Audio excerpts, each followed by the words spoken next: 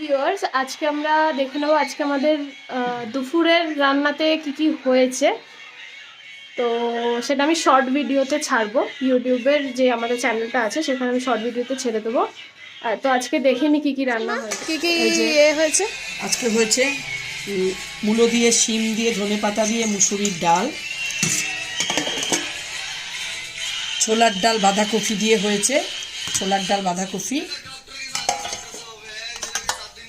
এটা হয়েছে পালং শাকের তরকারি, শিম, মূলো, বেগুন, বড়ি, গাজর, ফুলকপি সব দিয়ে একটা তরকারি।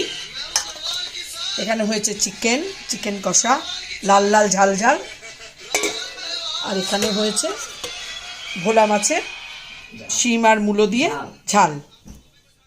আর এখানে হলো গরম গরম ভাত। এই হলো আজকে আমাদের দুপুরের লাঞ্চ।